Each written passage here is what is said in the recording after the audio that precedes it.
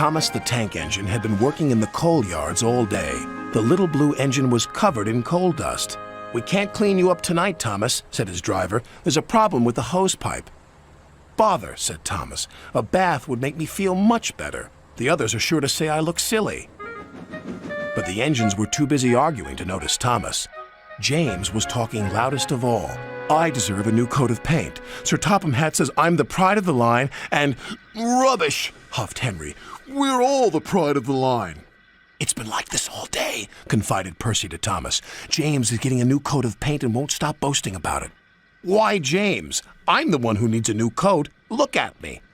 "I'd rather not," retorted James. "You're not a pleasant sight, and wouldn't understand the needs of a really important engine." Thomas was fuming. Next morning, as James was being repainted, Henry had an accident. "If you can't push cars properly, Henry, why not talk to a tree instead? You know how much you like the forest." "As a matter of fact, bossy boiler, Sir Topham Hatt is inspecting the island for trees that are too close to the line. He's worried they might cause trouble." "Pah!" laughed James. "If I came upon a tree, I'd just push it aside." "Really?" Henry replied. Soon James was showing off his paintwork. "Make way for an important engine." "You wouldn't feel important if one of those trees crashed on you. You'd feel hurt," reproached Percy. "Rubbish! It wouldn't dare."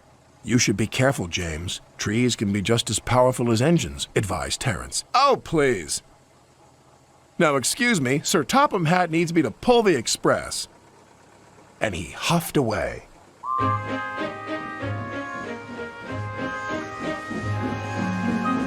But James was wrong. "You must go to the yards and collect an important goods train, James.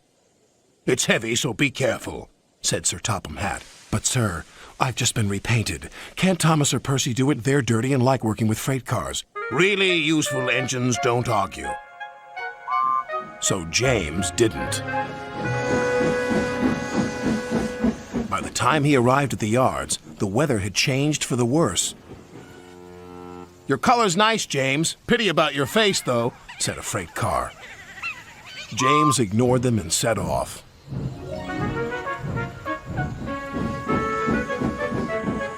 Soon they came to a hill, and his driver knew they were in for a difficult time.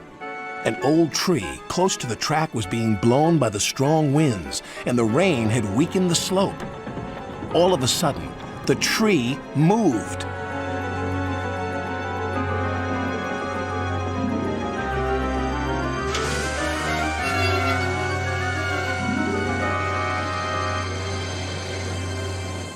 "Oh, help!" cried James. "Go away!" But of course, the tree couldn't. James tried to reverse away from the tree, but his train was too heavy.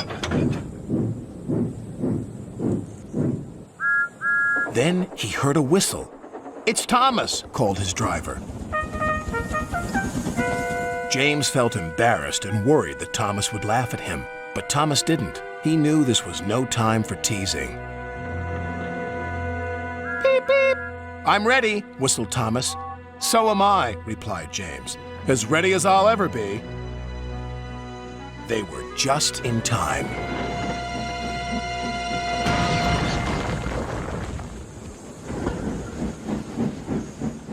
Later, James spoke to Thomas. "Percy and Terence were so right to warn me. Thank you for rescuing me, Thomas." "Oh, that's all right. We engines must pull together, whatever the weather." Just then, Edward bustled in. "Sir Topham Hatt thinks you're both brave engines. Thomas, you're going to have a new coat of paint.